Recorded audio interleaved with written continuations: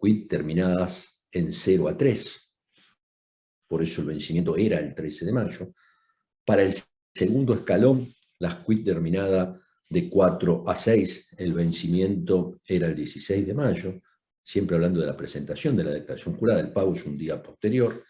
Y el tercer escalón, que está formado por las quit terminadas con los dígitos del 7, 8 y 9, estaría venciendo el 17 de mayo. Bueno, todo eso se prorrogó, se llevó a los días 23, 24 y 26 de mayo, para que ustedes tengan la primera consideración que quería hacer respecto del vencimiento. Obedece el cambio de aplicativo a la alícuota que ha cambiado a partir de diciembre del 2021, esto por disposición de la ley 27630. Nosotros teníamos una alícuota proporcional para las personas jurídicas, para todos los sujetos del artículo 73 de la Ley de Ganancias, una sociedad anónima, una SRL, un fideicomiso que tributa en su cabeza. La alícuota era del 30%. A partir de la Ley 27630 se modifica la escala alicuotaria y entonces en función de la ganancia neta acumulada va a estar la alícuota que está actuando. Hasta 5 millones, la alícuota va a ser el 25%, de 5 a 50 millones, la alícuota del 30%, superando los 50 millones, la ganancia neta acumulada se tributa al 35%.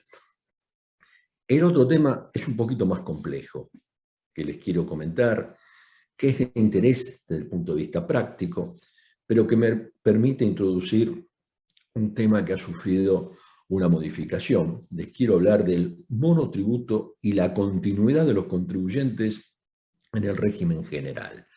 Esto es totalmente nuevo. El régimen de monotributo es un régimen diseñado para los pequeños contribuyentes, aquellos contribuyentes que tienen determinadas características. La primera, solo pueden ser contribuyentes de monotributo las personas humanas y las sucesiones indivisas por un tiempo. El tiempo de la sucesión indivisa es 1 año. La sucesión indivisa es una figura eminentemente impositiva, tributaria. La verdad, esto ya lo decía el Código Civil, el artículo 3283, al pie, decía que la muerte y la transmisión hereditaria se producen en el mismo instante. O sea que, desde el punto de vista del derecho privado, no hay un estado de sucesión indivisa, que sí existe desde el punto de vista tributario. Entonces, monotributo, solo pueden ser contribuyentes en monotributo las personas humanas y las sucesiones indivisas durante 1 año. Dentro del año se mantiene el statu quo del contribuyente en monotributo, después hay que cambiar la categorización. Ahora, monotributo, este régimen simplificado que se puede optar, es el contribuyente el que va a optar, y si opta por estar dentro del régimen de monotributo, tiene eximido la parte de IVA y la parte de ganancias, y a su vez tiene una posibilidad de ingresar una cuota en el régimen previsional de autónomos distinta, en esta categoría de régimen simplificado. También tiene que haber una actividad que permita el acceso al régimen. Por ejemplo, si el contribuyente es director de sociedad anónima, ser director de sociedad anónima, que es una actividad alcanzada por ganancias, alcanzada por IVA pero exenta en IVA, por esa actividad el contribuyente no puede entrar en el régimen de monotributo, pero esa actividad es compatible con el régimen de monotributo, o sea que el contribuyente que es director y a su vez es profesional en ciencias económicas, podrá, de optar por el régimen, tener la actividad profesional dentro de monotributo y ser esta actividad monotributo compatible con el régimen de director de sociedad anónima.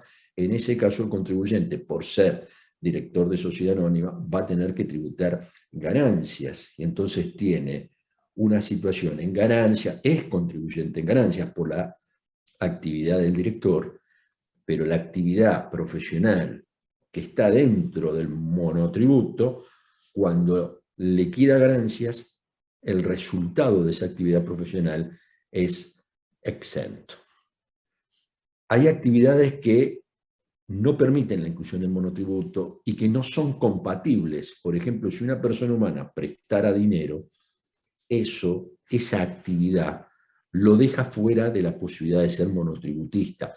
Por esa actividad tiene que pagar IVA, está alcanzada por IVA, salvo algunas exenciones puntuales, pero una persona humana que presta dinero no tiene exención en el IVA, y entonces, en ese caso, ese contribuyente, si tiene alquiler de inmuebles, si tiene una actividad profesional, por la otra actividad no puede ser contribuyente en monotributo. Atención entonces, que hay actividades compatibles con el régimen de monotributo y actividades que impiden la posibilidad de acceder a monotributo. En definitiva, ahora me quedo con el análisis de un monotributista. Supongamos que un contribuyente es profesional, es director de sociedad anónima y tiene el alquiler de un bien inmueble. Este contribuyente puede ser contribuyente en monotributo. Si se dan determinadas condiciones para ser contribuyente en monotributo, una primera condición que hay que mirar es que los ingresos no pueden exceder los montos máximos de las categorías. El contribuyente que realiza prestación de servicio profesional, alquiler de inmuebles, tiene distintas categorías que llegan hasta la H. Esa es la categoría más alta para la actividad prestación de servicios y locación de bienes.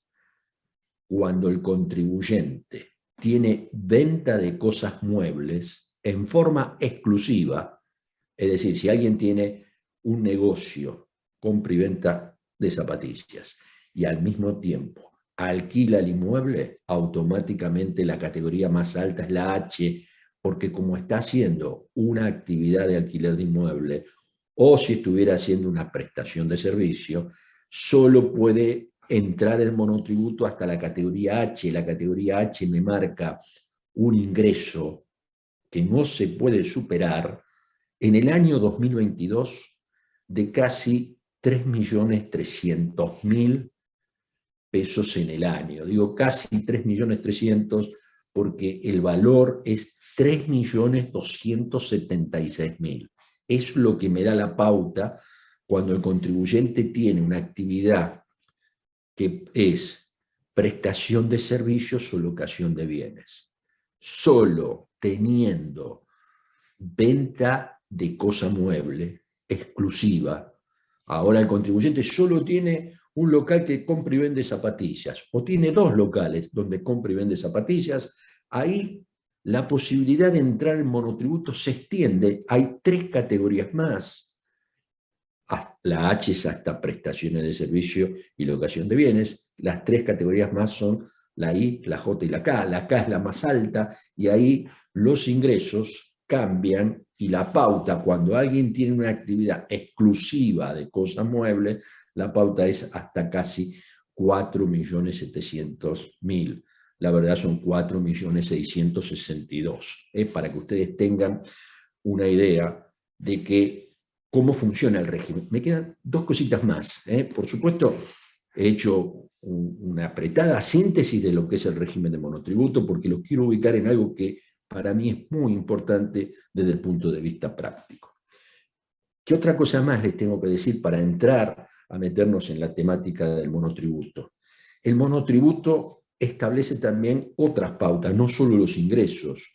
Muchos contribuyentes miran los ingresos solo como pautas, no, pero esperen, para monotributo hay otra pauta que debo cumplir para estar en el régimen, que es muy importante, que es la de 3 actividades o 3 unidades de explotación. A ver qué quiero decir con esto. Un contribuyente en monotributo, para estar, puede ser profesional, tiene ahí una actividad, y puede tener 2 inmuebles en alquiler. Entonces hace este análisis. Una actividad profesional, 2 unidades de explotación, 2 inmuebles, estoy dentro de las 3 actividades más unidades de explotación, puedo estar en monotributo. Si ese contribuyente suma un nuevo inmueble para alquilar, automáticamente queda fuera del régimen de monotributo. ¿Por qué? Porque tendría 3 unidades alquiladas más la actividad profesional, 4, excede la pauta de que solo puede tener 3 actividades o unidades de explotación. Cambio el ejemplo, un contribuyente tiene un local de compra y venta de zapatillas, tiene otro local, 2, la actividad profesional puede estar en el régimen. Si ese contribuyente agrega una actividad nueva, dice, bueno, voy a hacer también flete, compro un camión y hago flete, automáticamente tiene, fíjense en ustedes, 4, porque tiene la actividad comercial con 2 unidades, 2 locales, más la actividad profesional, más la actividad de flete, 4, queda fuera. También quedaría fuera un profesional que además hace flete y tiene 3 camiones, automáticamente queda fuera. Puede estar un profesional que además tiene fletes y tiene 2 camionetas, entra porque cumple la pauta de 3. Por supuesto, después tiene que cumplir también la pauta de no superar el monto de ingresos si estamos en presencia de un profesional y la actividad de flete con 2 unidades, los ingresos en ese caso serían en el año 2022 hasta 3.276.000. Otra cosa que debo plantear para que ustedes tengan idea de cómo funciona el régimen. En definitiva, esta idea de hacer una síntesis muy rápida, he dado las ideas fuerza. En materia de venta de cosas muebles, otra cosa que tiene que estar atento quien está en el régimen de monotributo, esta es una pauta general, pero para la venta de cosas muebles, el contribuyente nunca puede superar la venta de una unidad los casi 50.000 pesos. El valor es 49.662, en definitiva, es un monto, dije 49.662, discúlpeme, es 49.646, es el monto de referencia que me dejaría fuera si yo supero ese valor en la venta de una unidad. Si yo vendo,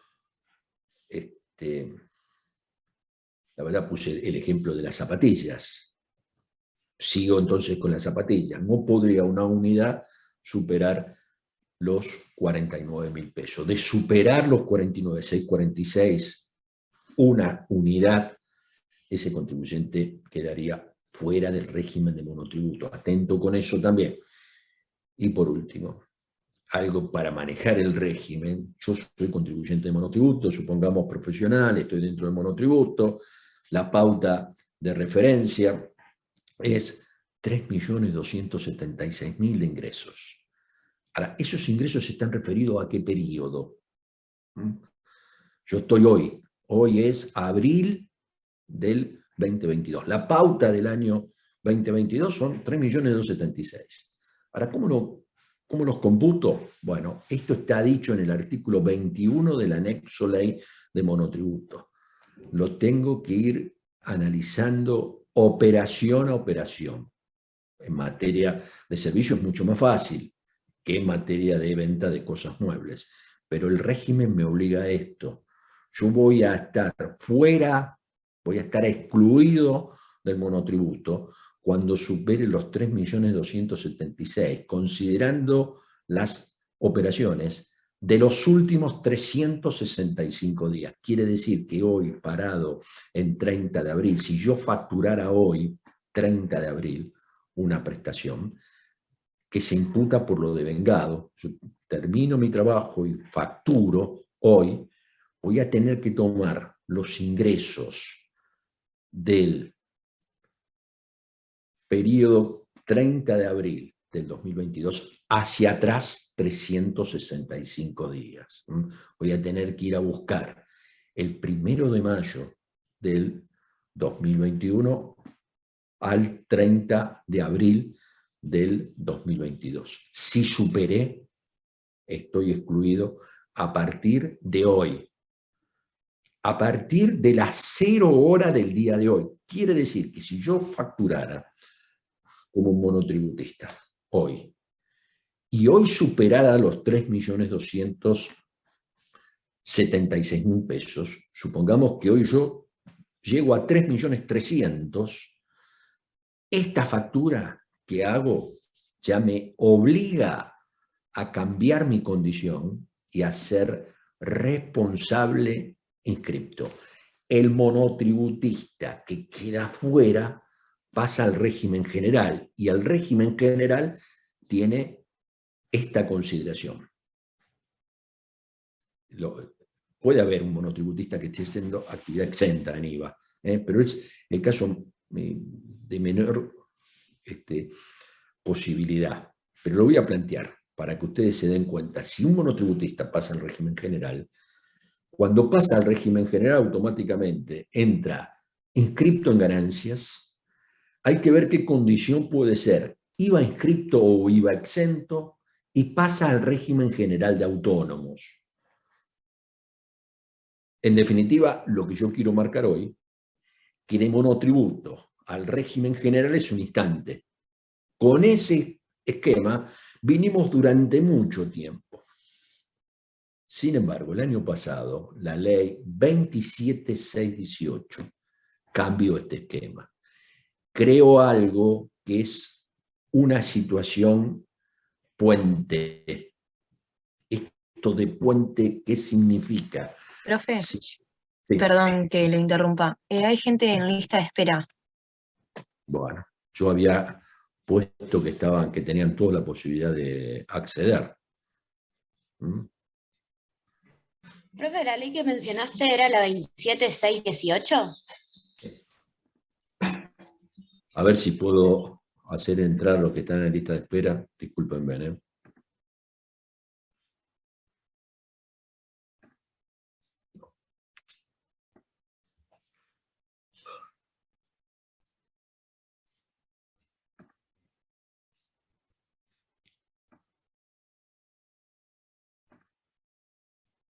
Ahí deberían entrar, ¿eh? ¿Es así? Bueno. Creo que entraron todos.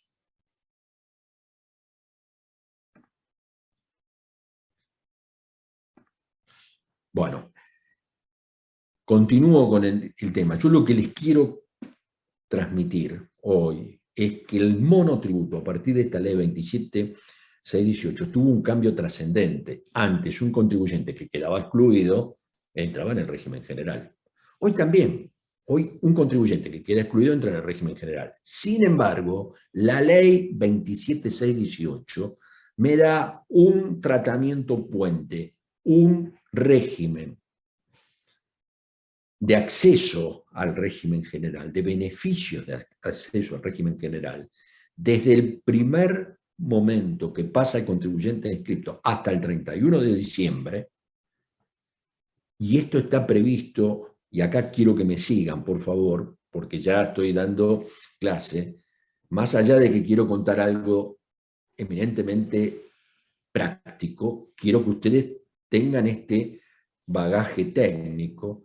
Esto se encuentra en el artículo 21.1 del anexo del régimen de monotributo. El régimen de monotributo es la ley 24.977, texto ordenado. Por supuesto, la ley 27.618 incorporó el 21.1 y el 21.2, que son los dos sistemas puentes de acceso al régimen general, beneficio, que si el contribuyente no lo sabe, no lo puede usufructuar.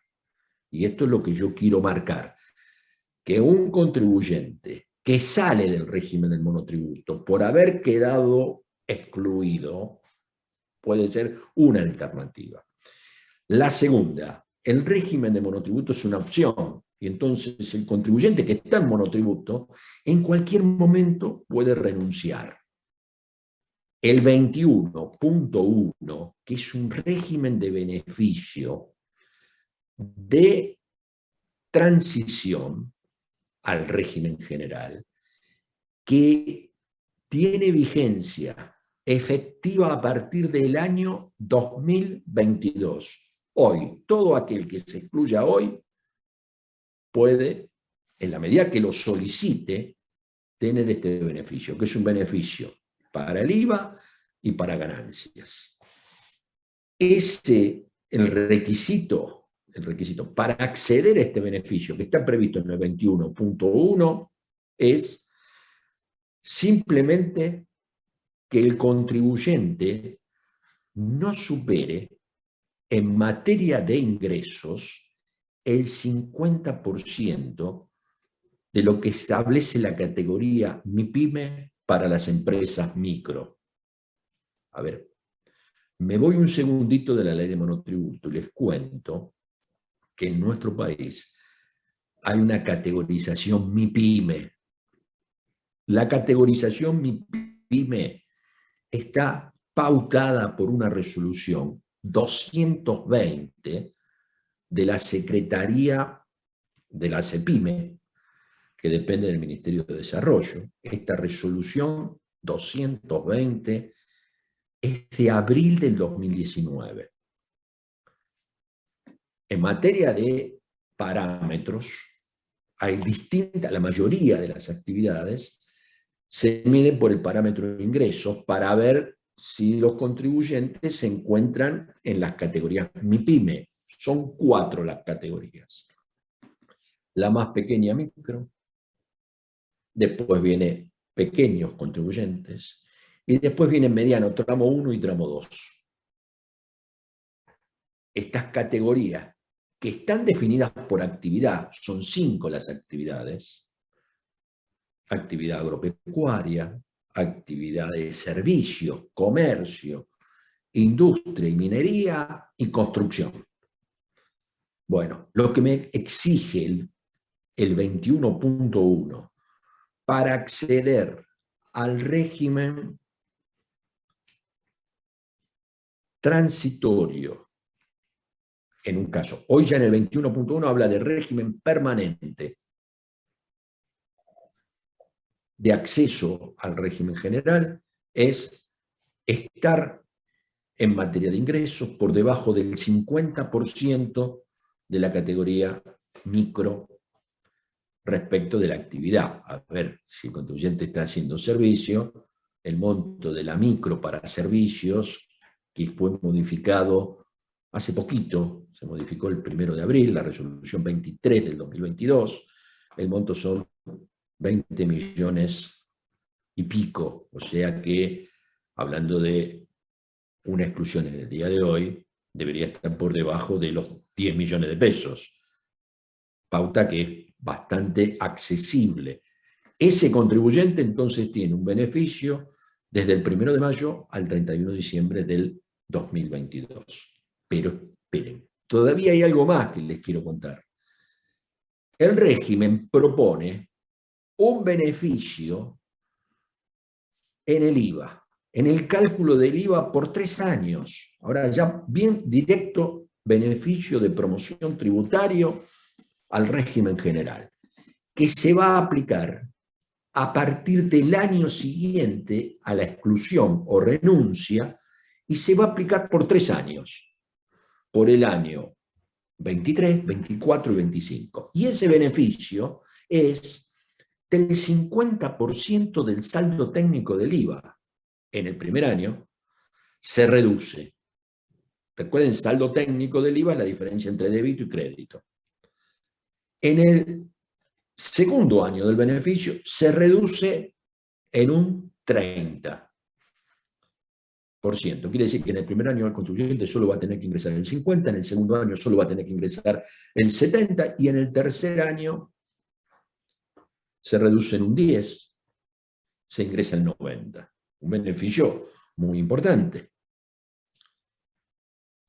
Pero ese artículo 21.2 a diferencia del 21.1, exige 2 requisitos para tener el beneficio. El primero, el mismo, que el contribuyente, sus ingresos al momento de la exclusión, no superen el 50% de la categoría micro según su actividad.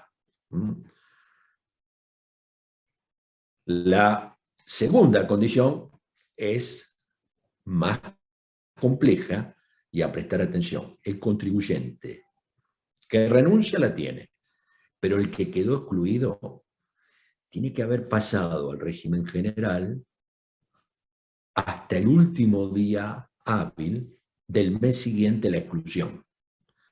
Quiere decir, en el ejemplo que yo estaba dando, que el contribuyente quedó excluido en el día de hoy, para poder tener el beneficio del régimen de reducción del saldo técnico del IVA, a partir del 1 de enero del 2023, yo tengo que darme el alta dentro del mes de mayo, hasta el último día hábil del mes siguiente, aquel en que se produjo la exclusión. Bien, este es el régimen, que hoy lo tenemos, está conformado en la ley, pero yo quiero hablar un segundo de lo que pasó en el 2021. En el 2021, la ley 27618 estableció un régimen especial para el 2021, que era el siguiente: si el contribuyente había sido excluido, esto está en el artículo 7 de la ley 27618, si había sido excluido por cualquier motivo en los pedidos anteriores, le daba la posibilidad de pasar al régimen inscripto y tener el beneficio transitorio de acceso al régimen general. ¿Está bien? En el 21. Desde el momento que él había quedado excluido, pasó a ser inscripto, hasta el 31 de diciembre del 2021, tenía el contribuyente la posibilidad de acceder al beneficio previsto en el 7 de la ley 27618, que es muy parecido al 21.1 del anexo ley de monotributo. Vieron qué complejo es el sistema tributario, no es que yo lo quiera hacer complejo, pero yo les doy toda la información para que ustedes después vayan, confronten con la ley y puedan sacar un poquito de luz de todo lo que estoy comentando. Pero insisto, aquel que pasó y tuvo ese beneficio también tenía la posibilidad, siempre y cuando la exclusión hubiese sido en tiempo y forma, es decir, si él pasó al inscripto, cuando en el mes de la exclusión o hasta el último día del mes siguiente, esos contribuyentes tienen el beneficio de reducción del IVA en los años 22, 23 y 24. Recuerden que quedaron excluidos en el 21. Bien. Estaba medio en la nebulosa cómo tenían que solicitar el beneficio. El fisco, el día jueves, lo acaba de extender hasta el 31 de mayo. Esos contribuyentes que pasaron a ser responsables inscriptos por quedar excluidos de monotributo en el año 2021, en la medida que lo hayan hecho en tiempo, insisto con esto, que la exclusión haya sido en un mes y ellos hayan pasado al régimen inscripto hasta el último día del mes siguiente, o que hayan renunciado en el 2021, tienen tiempo hasta el 31 de mayo del 2022 para entrar en el sistema registral y hacer uso de este beneficio de promoción al IVA. Beneficio que les va a permitir durante todo el 2022 reducir el saldo técnico en un 50%. Es muy importante. Hay que entrar al sistema registral, hacer esto, el fisco lo confirma por domicilio electrónico, queda el contribuyente con la categorización 519 y en definitiva ese contribuyente puede modificar las declaraciones juradas de IVA que ya presentó, porque fíjense que nosotros estamos recorriendo abril. Este contribuyente ya presentó la declaración jurada de enero, de febrero y de marzo. Bueno, ahora si él consigue este beneficio, en la medida, insisto, que haya hecho las cosas bien, se haya pasado al régimen general cuando correspondía, y a su vez el caso del que renunció en el 2021, si cumple con esto que yo estoy planteando, tiene tiempo hasta el 31 de mayo de entrar al sistema registral, consignar que él tiene el beneficio, verlo en la caracterización de su sistema registral 519, bueno, van a ver que automáticamente el sistema les da esta reducción del 50% en el IVA.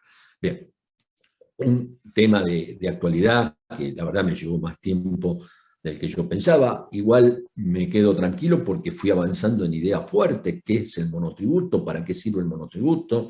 ¿Qué es lo que pasa cuando yo salto del monotributo al régimen general? Es muy importante que ustedes sepan que hoy hay dos normas de beneficio y es el contribuyente el que tiene que solicitar el beneficio, y en definitiva el beneficio es muy importante porque los ayuda a estos contribuyentes a entrar al mundo del régimen general de IVA y de ganancias. Por supuesto, el beneficio es mayor en el IVA, pero también hay un beneficio en ganancias en el régimen de transición, en la parte de salida del monotributista hasta el 31 de diciembre del año calendario. El monotributo siempre apunta al año calendario, inclusive cuando hay recategorizaciones, ahí sí tengo que ver la pauta de lo acaecido en el año calendario anterior o en el año anterior, si estoy haciendo la pauta de recategorización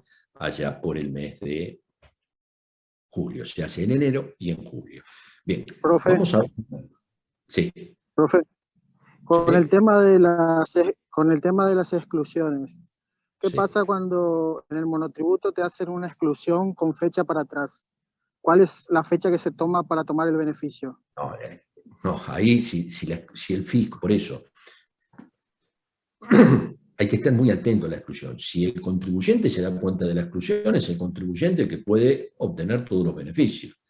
Si el contribuyente no se da cuenta de la exclusión y el fisco lo hace fuera de tiempo, pierde el beneficio del artículo 21.2.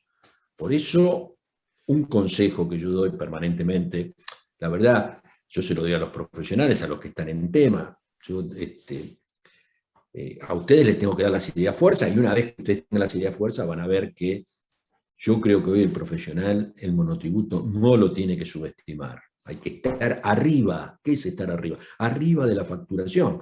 Fíjense ustedes que la sola causa de exclusión se produce con la inmediatez de que cuando yo estoy facturando. Entonces, si yo quiero hacer las cosas desde el punto de vista profesional y estoy llevando el monotributo de un contador, de un abogado, de un médico, tengo que estar viendo cuál es el monto de facturación del mes que lo dejaría fuera. Entonces, yo sé que el monto, si lo divido los 3.276.000, lo divido por 12, me da 270.000 pesos por mes y juego con eso. Pero aquel contribuyente que está cerca, que en un mes puede emitir comprobante y su factura lo deja fuera, tengo que estar mirándolo, monitoreándolo, porque el día que cuando él quedó afuera, pasa a ser inscripto. Y entonces, si yo no lo voy monitoreando, pasa que el contribuyente se da cuenta que quedó fuera 7 meses después, cuando el fisco lo detecta. Hoy el fisco está encima de la facturación, porque hoy el comprobante es electrónico, y soy yo el que está cuidando al contribuyente, el que tengo que estar encima. El fisco pasó 8 meses, lo excluyó, ese contribuyente no va a tener el beneficio del artículo 21.2. Sí podrá tener el beneficio del 21.1, donde no se exige que la incorporación en el régimen sea en tiempo y forma. ¿Está bien? Pero ese contribuyente se la ve mal porque tiene que replantear toda la situación. Se va a tener que inscribir, lo va a tener que mover la inscripción con efecto retroactivo. Siempre estamos hablando en la medida que tenga razón el fisco en la causa de exclusión. Podría ser que yo pueda defender una exclusión porque el principio rector del monotributo es el devengado, artículo 9 del decreto reglamentario. Y muchas veces el fisco no tiene esa información. El fisco funciona en función de lo que factura. Por eso también una forma de proteger al contribuyente en monotributo es que la factura sea clara e indique cuál es el periodo de facturación. Por ejemplo, les voy a poner un ejemplo práctico. Si yo percibo un alquiler, supongamos que yo esté alquilando en 200.000 pesos por mes, y viene el locatario y me lo paga todo junto, yo no tengo que hacer la factura por eso que me pagó, porque la factura está vinculada con el devengamiento. Y entonces tendría que ir facturando en función de lo devengado. Si yo tomo todo eso y tengo otro inmueble alquilado, puede ser que yo quede por la facturación fuera del régimen, pero sea incorrecto, porque el régimen apunta a lo devengado. Entonces, una mala práctica, haber facturado todo junto, lo lleva a que el fisco me excluya. Y yo después tengo que ir a discutir con el fisco, a plantearle que está mal facturado. ¿Está bien? Por eso insisto que hoy el conocimiento en materia impositiva es fundamental. Ayuda a todos los clientes que puedan llegar a tener ustedes, porque errores de este tipo dejan fuera al contribuyente. Fíjense, estamos hablando de beneficios o estamos hablando de que un contribuyente puede quedar fuera del régimen de monotributo porque ha facturado mal, porque además quizás después no tiene el asesoramiento para ir a discutir al fisco cuando el fisco lo excluyó sin tener razón. La verdad no es que el fisco no tiene razón, el fisco ve el monto de la factura y lo excluye. Después uno tiene que ir y explicarle que no, se cobró anticipado el alquiler, mire, no corresponde a este periodo. Bueno, lo que pasa es que ahí uno va atrás de la situación y no está adelante definiendo la pauta. Bueno, me encanta a mí hablar de temas de impuestos. Yo me he dejado la parte más árida, que es la parte del procedimiento, pero en esta parte de análisis de IVA, de ganancias, es lo que yo me dedico y hago en todo tiempo, más allá que lo que voy a contar ahora del procedimiento es trascendente, porque es muy importante. Recuerden ustedes que un procedimiento es la relación pautada entre el fisco y el contribuyente. Y entonces, hoy el accionar del fisco, desde todos los niveles, cuando hablo de fisco, en este caso del procedimiento estoy hablando del fisco nacional, pero hoy los fiscos provinciales también tienen gran actitud, avanzan, tienen información. ARBA es un ejemplo de ello. ARBA está yendo contra los inmuebles rurales hoy a ver qué pasa. Es que tiene un inmueble rural, lo alquila, no lo alquila, hizo toda una campaña. O sea que hay una actividad muy grande de los fiscos, y los profesionales que nos dedicamos a la parte impositiva tenemos que dominar las normas que regulan fisco contribuyente. Por supuesto, en el ciclo nosotros nos dedicamos solamente a la parte nacional. Me encantaría poder transmitirles a ustedes el Código Fiscal de la Provincia de Buenos Aires, que también tiene particularidades distintivas respecto de lo que nosotros estamos hablando a nivel nacional. Un poquito el repaso de lo que vimos en la clase anterior.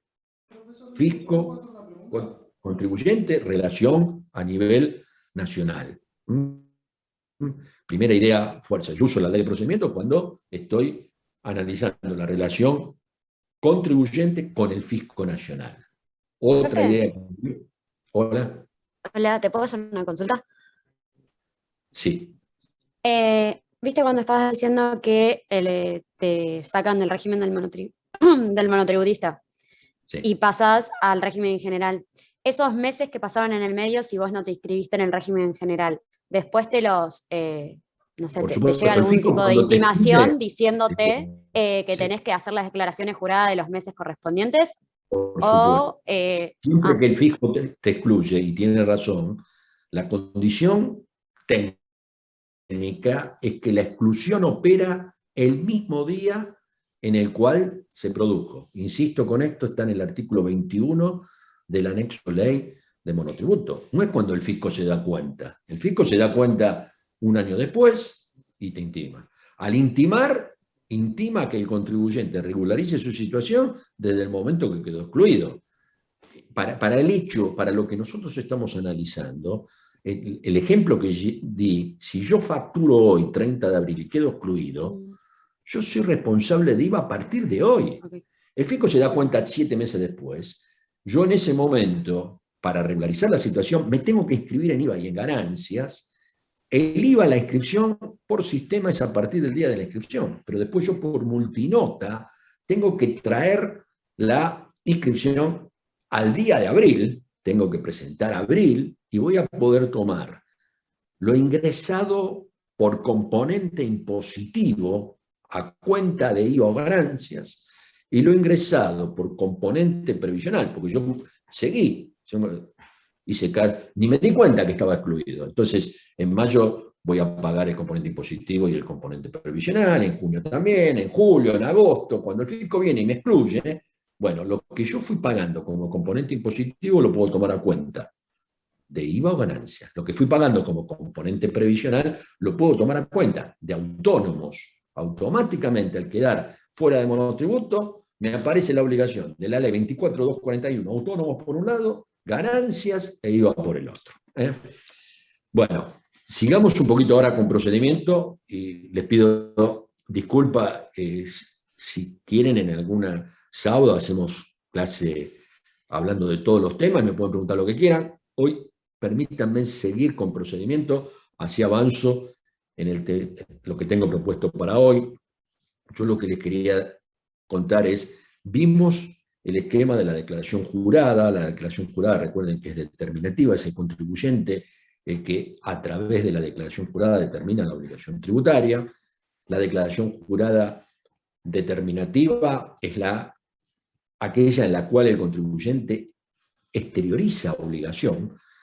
Sepan también que está la declaración jurada informativa, que es donde el contribuyente está informando datos o situaciones. Cuando hablamos de declaración jurada determinativa, tengan presente que hemos hablado de la declaración jurada determinativa propiamente dicha, que es hasta el impuesto determinado, y luego contra ese impuesto determinado aparece lo que nosotros llamamos minuta de pago, que se van a descontar retenciones, percepciones, anticipos. Lo que no puede rectificarse en menos, en principio, salvo el caso de excepción de un 5% dentro de los 5 días, es el impuesto determinado. Por supuesto, si hay errores en la minuta de pago, se puede rectificar. También hemos visto que la declaración jurada determinativa, en principio, la primera presentada es una declaración jurada original, pero que el contribuyente luego la puede modificar en más y la vamos a llamar declaración jurada rectificativa. Y otra cosa que hicimos énfasis es en que una declaración jurada rectificativa puede ser a pedido del fisco cuando hay una orden de intervención o sin que aparezca el fisco, el contribuyente la puede rectificar y estamos en presencia de una rectificativa espontánea, una rectificativa voluntaria. La otra es rectificativa a requerimiento. Por supuesto, cuando el contribuyente rectifica, al rectificar, si rectifica en más, para cancelar totalmente la obligación, tiene que ingresar el impuesto oportunamente no ingresado, más los intereses que van desde la fecha de vencimiento a fecha de pago. Y si en ese momento el contribuyente solo ingresara el impuesto, nace una nueva obligación, cuarto párrafo del 37, por la parte de intereses no cancelados en ese momento, y sobre esos intereses se calculan, se devengan intereses. Bien, hoy lo que vamos a analizar es el proceso de determinación de oficio. Proceso de determinación de oficio que es la excepción, porque recuerden ustedes que la declaración jurada la determina el contribuyente, es un acto del contribuyente. Y digo, es la excepción, porque la ley de procedimiento busca permanentemente que sea el contribuyente el que presente la declaración jurada. Y esto lo digo a través de distintos institutos que tiene la ley. El primer instituto que quiero remarcar, que quiero que ustedes sepan, es el artículo 31 de la Ley de Procedimiento Tributario, que es la figura del pago a cuenta de impuesto vencido, que tiene un fin recaudatorio. Si alguna vez ustedes me ven que estoy en la administración fiscal, me van a llamar el loco del 31. Yo creo que es una herramienta que el fisco usa poco, pero la tiene que usar. ¿Por qué? Porque es la herramienta que me asegura la recaudación. Cuando el contribuyente no presenta su declaración jurada, el fisco puede exigirle a que lo haga bajo apercibimiento, que si no lo hace, le va a aplicar el juicio de ejecución fiscal. Eso se encuentra en el artículo 31. Por supuesto, se tienen que dar distintas condiciones. La primera es que haya vencido el impuesto. Hasta que no venció el impuesto, el fisco no lo va a intimar. Venció la declaración jurada y el pago del impuesto, ahí se abre la posibilidad de aplicar el instituto del artículo 31. Pero la ley es cuidadosa y dice, primero emplácelo, intime a que presente, bajo apercibimiento de aplicar esta figura. El fisco tiene que sacar un requerimiento y decirle al contribuyente, Humberto Díez no me presentó la declaración jurada del año 2020 de ganancias. Hágalo, le doy 15 días, porque si no, le aplico pago provisorio de impuesto vencido.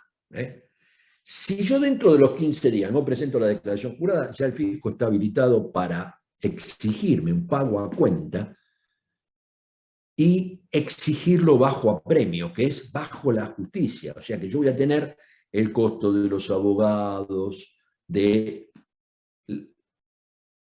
las costas del juicio, ¿no? En definitiva, el honorario del letrado, las costas del juicio, y además, desde el mandamiento, me cambia la tasa de interés. Ya no van a ser intereses resarcitorios, los que están previstos en el artículo 37, sino que a partir del mandamiento del fisco, los intereses cambian y son punitorios, que son más altos que los intereses resarcitorios.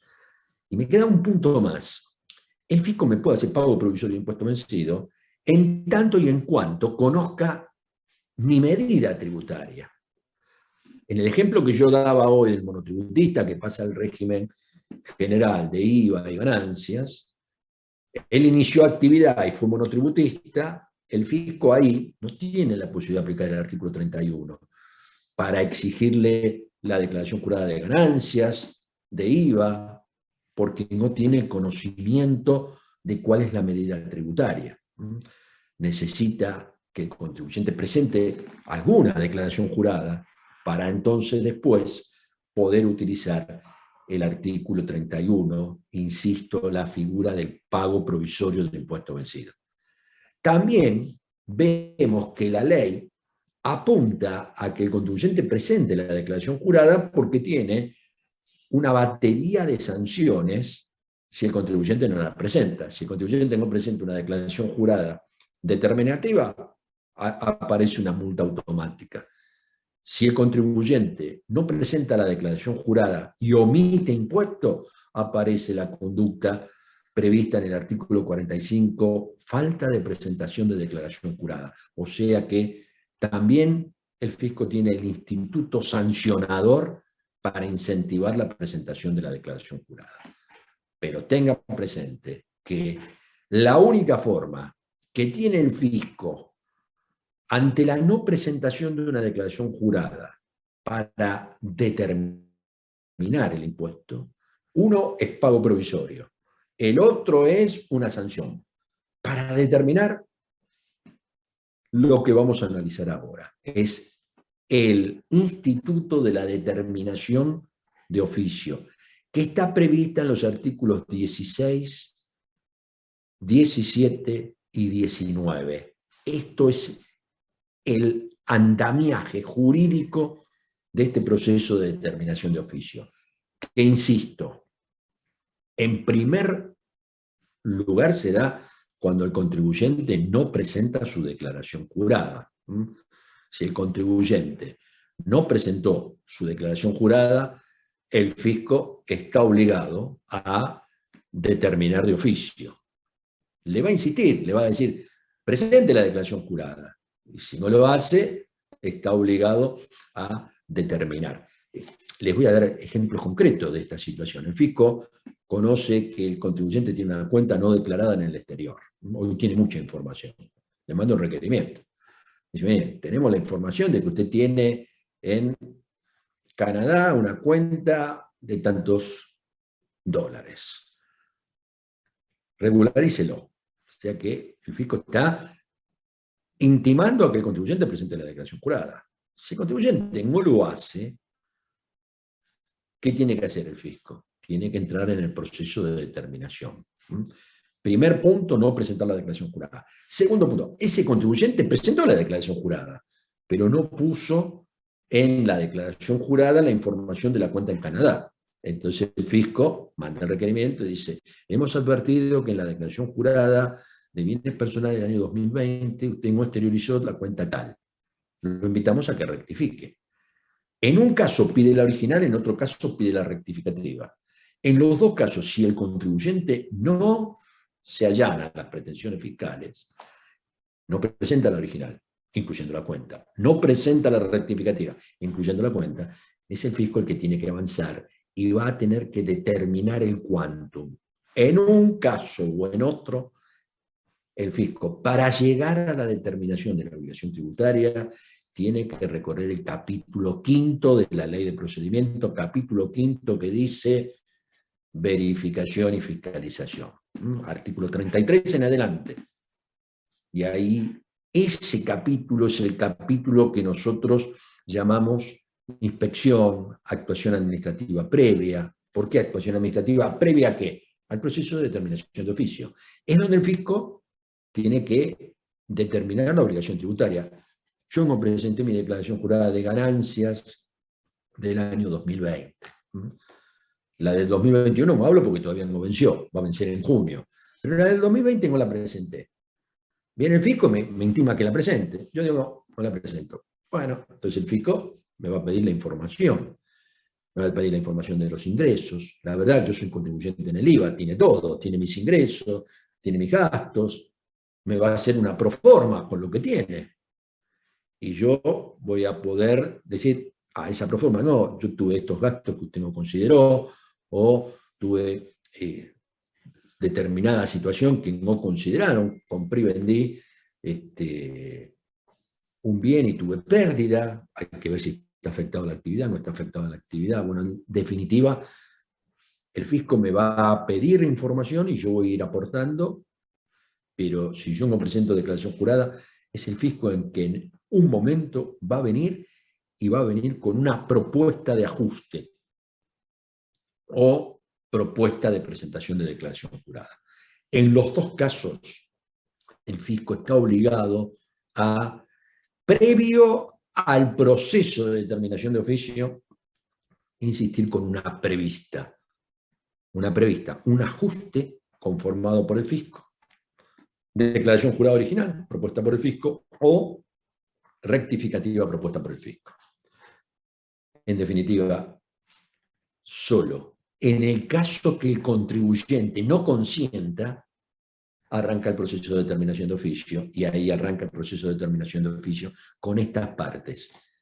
Inicio del proceso, que es la vista, contestación de la vista y ofrecimiento en su caso de pruebas por parte del contribuyente, y por último, resolución.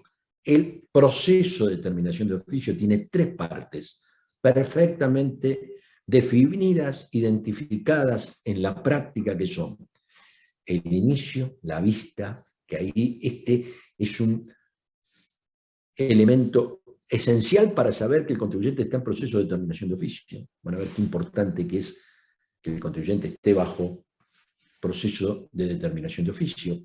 Ya se los digo, ahí se da la estabilidad del ajuste fiscal, la cantidad de veces que tengo que hacer mención de esta situación cuando doy charlas para los profesionales.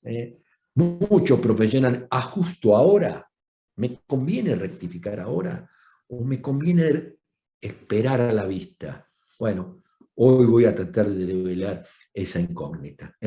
Entonces, proceso de determinación, vista.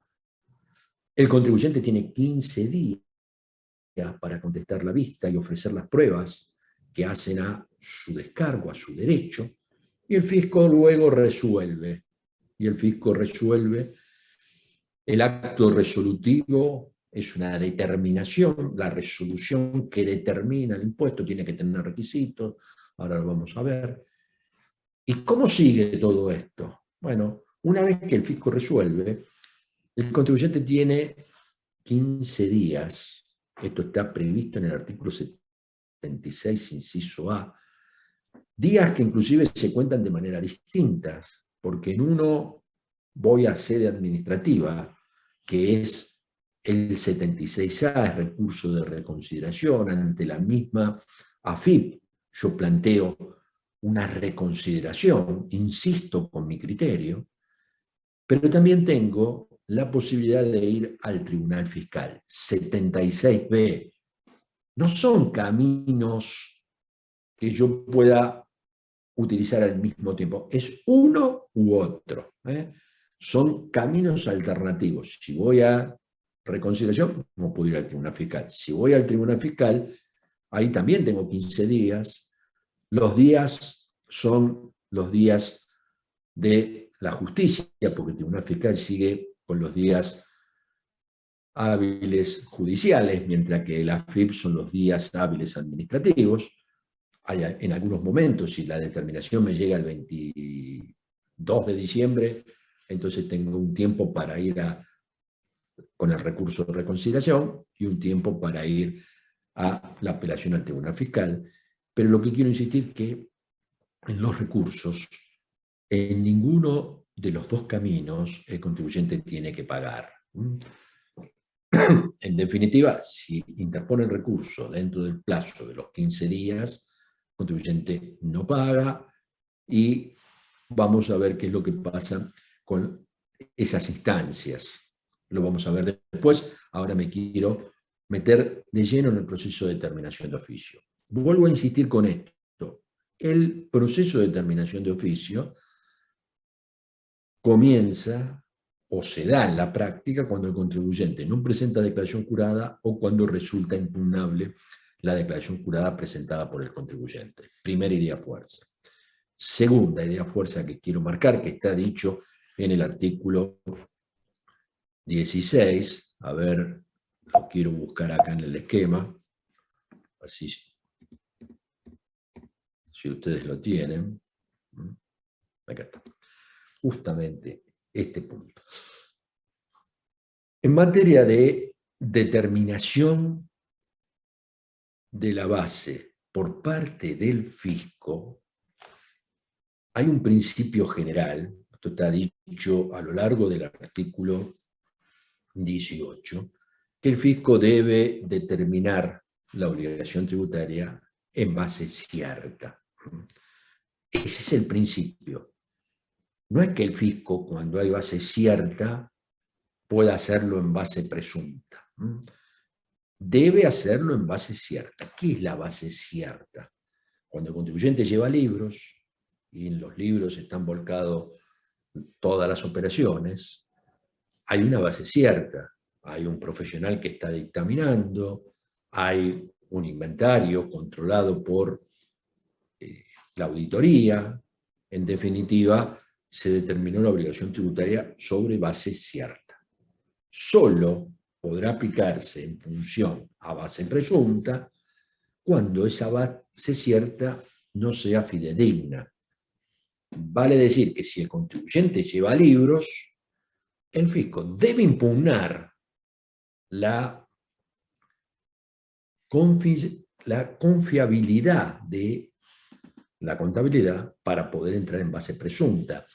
¿Qué es base presunta? Base presunta es, a partir de determinados parámetros, proyectar la materia imponible.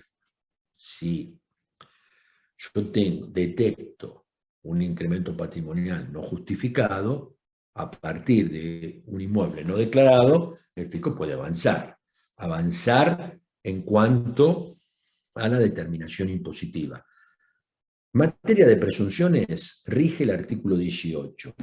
El artículo 18 me da distintas alternativas para presumir en forma general, pero en el tercer párrafo me establece presunciones legales determinadas a partir de hechos comprobados. El fisco me dice cómo debo imputarlo, perdón, el fisco no, la ley 18, tercer párrafo, que comienza con esta consideración general: se admitirá, salvo prueba en contrario, se presumirá, salvo prueba en contrario, y ahí me da distintos supuestos donde, en todos los casos, a partir de un hecho comprobado, diferencia de unidades, diferencia a través de un relevamiento satelital, incremento patrimonial no justificado, siempre hay un elemento comprobado que le permite al fisco inferir, conforme a un procedimiento pautado por ley, cuál es la ganancia neta omitida, cuál es la base de cálculo de las ventas omitidas para el IVA. En definitiva, está pautado. Entonces, vuelvo a este concepto. El fisco solo puede aplicar las presunciones cuando demuestra, si hay base cierta, que la base cierta no es confiable.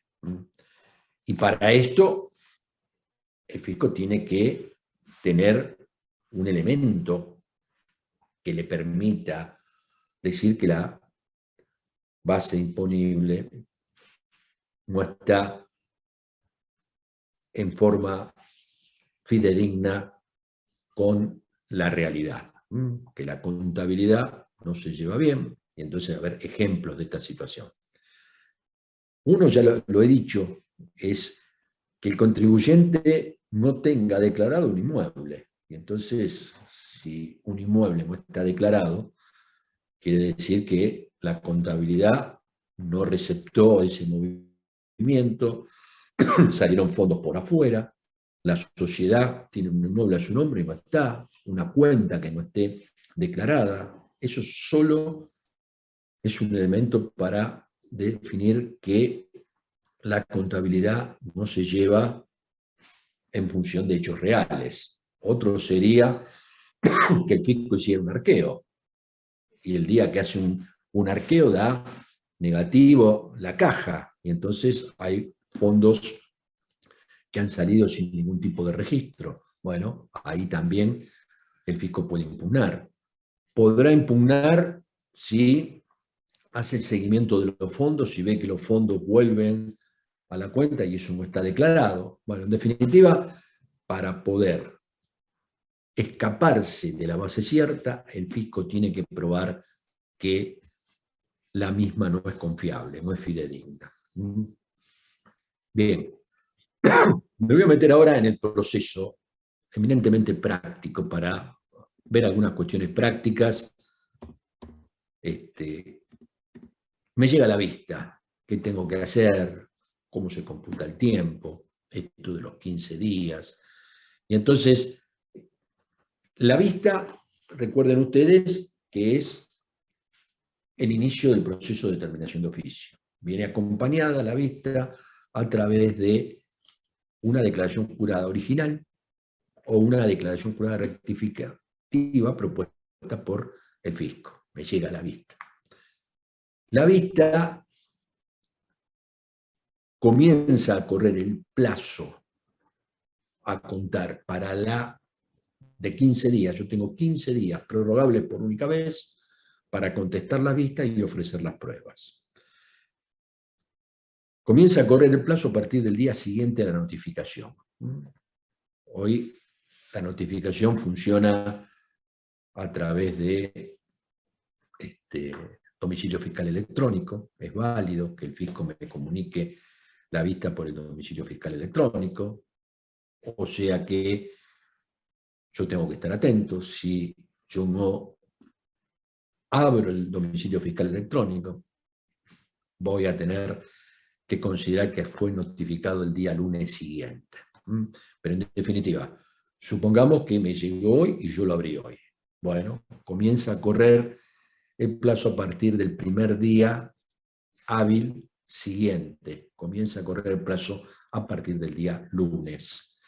Y yo ahí tengo 15 días para contestar la vista. Esto, ¿dónde está? Que comienza a correr a partir del día siguiente la notificación. No está en la ley de procedimiento, se aplica supletoriamente la ley 19.549, que es de procedimiento administrativo, y esto está previsto en el artículo 1º, inciso E, punto 3º, que comienza a correr a partir del día siguiente a la notificación. Por supuesto, día hábil siguiente. Lunes es el primer día. Y así voy contando los días hábiles hasta el 15. En materia administrativa, y esto también ha sido aceptado en materia administrativa tributaria, tengo la posibilidad de las 2 horas del día siguiente a la expiración del plazo para estar dentro del plazo legal. Quiere decir que yo tengo hasta las 2 primeras horas hábiles del día 16 para contestar la vista. Y una cosa que en la práctica se da, este plazo es prorrogable por única vez. O sea que yo tengo la posibilidad de pedir la prórroga. Podría hablarles mucho de esto, la verdad, hay distintas posturas. Les voy a decir lo que pasa en la práctica. En la práctica, yo puedo pedir la prórroga en el último instante. Es más, puedo pedir la prórroga en las 2 primeras horas del día 16. De esa manera, obligo a que el fisco me tenga que sacar un acto. ¿Por qué? Porque esto está en la ley de procedimiento administrativo, el fisco, ante silencio hay denegatoria. Pero en este caso, en la práctica, el fisco contesta, suele. Si me rechaza el pedido de prórroga, me tiene que dar un plazo de 2 días para cumplir. Entonces, el fisco establece, lo veo en la práctica, nunca vi que el fisco no contestara, generalmente contesta y lo que suele hacer es, si ve que hay una conducta dilatoria por parte del contribuyente, como es facultad del fisco prorrogar o no, es facultad del fisco dar días intermedios. Esto lo ha definido la jurisprudencia, es facultad del fisco, me puede dar 15 o no me puede dar nada. Generalmente en la práctica el fisco da 5 días más, 10 días más, o da a veces 15. No he visto muchos casos donde deniegue el plazo, es una facultad. Insisto con esto, si deniega, me tiene que dar 48 horas hábiles, es decir, 2 días hábiles más, contados a partir del día siguiente a esa denegatoria. Me dice, no le concedo plazo, le doy 48 horas para que cumpla, y ese plazo es contado a partir de el día siguiente a que me negó, pero me tuvo que dar ese plazo de gracia. Por supuesto que esos 2 días siguientes yo tengo también por el tercer día, en las 2 primeras horas hábiles, la posibilidad de cumplir. Con esto he dicho lo que pasa en la práctica y resumen todas las cuestiones. Me queda una más. Durante mucho tiempo la doctrina se discutió que el plazo adicional del fisco era a partir del día siguiente a que concedía el plazo. Y eso es lo que dice la norma. Entonces muchos especulábamos y decíamos, bueno, en 15 días, ¿cuándo me conviene pedir? Porque si yo lo pido en el día 4 y me concede, me achica el plazo. Entonces me conviene pedirlo en el día 13, porque si yo lo pido en el día 13, el fisco cuando me lo concede, y si me concede 15 días, todas esas elucubraciones teóricas. En la práctica le puedo decir que hoy el fisco, cuando concede el plazo, concede un plazo adicional. O sea que todo lo que se ha escrito en la práctica ha quedado desvirtuado. Insisto con el tema es, si yo quiero pedir la prórroga, tengo tiempo inclusive hasta las 2 primeras horas del día 16. El fisco, cuando me la concede, me agrega plazo a partir del día siguiente de la notificación, y me puede dar 5, me puede dar 10, me puede dar 15. Si me lo deniega, me tiene que dar 2 para que yo conteste. Ahora voy a hablar de otra cosa, que es el ofrecimiento de prueba. Muchas veces en impuesto es fundamental probar. Y entonces es clave, esto es clave, que la prueba hay que ofrecerla aquí. Porque si yo no la ofrezco aquí, después no la puedo ofrecer más adelante. Toda prueba no ofrecida aquí, yo después no puedo ir al tribunal fiscal y ofrecerla. Por eso es clave en la defensa el análisis si voy a necesitar prueba o no. Voy a poner un ejemplo simple. El ejemplo simple es, todos sabemos, si hemos visto ganancias, que el artículo 87 me define la vida útil de los inmuebles. Es la única vida útil que está definida por ley, la de los inmuebles. Arranca el artículo 87 de la norma ya diciendo que la amortización de los inmuebles, la parte de obra, construcción o mejora, la amortización es el 2% anual y enseguida me dice 0,5% trimestral. Es más, el cuarto párrafo me dice para los inmuebles por accesión, lo que sean los molinos, los galpones, el contribuyente puede apartarse del porcentaje de amortización en la medida que solicite autorización a la AFIP. Y la verdad, si alguien lo vio, ese cuarto párrafo, esto ha sido salvado desde hace mucho tiempo, hubo un fallo en un primer momento, después el fisco enseguida aceptó que el hecho de que esté previsto el porcentaje de actualización para los inmuebles por accesión, insisto, qué pasa con un alambrado, con un molino, con la aguada, con un galpón, con un silo, que son inmuebles por accesión, lo tengo que amortizar en menos y tengo que pedir la autorización al fisco. El fisco ha establecido a través de dictámenes que en la medida que esté previsto en normas, no hace falta que los contribuyentes soliciten la autorización del cuarto párrafo del artículo 87. Las normas son el decreto 1038 del 2000, que reglamentó la ley de leasing, la 24441, y ahí yo tengo bien claro que cómo tengo que amortizar un molino, en cuántos años, un alambrado, un galpón, si el galpón es de chapas. Bueno, ahí tengo bien claro las especificaciones en materia de inmuebles. Y tengo también cuánto tengo que amortizar un tractor.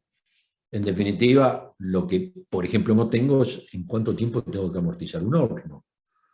Un horno en el cual yo estoy produciendo envases de vidrio.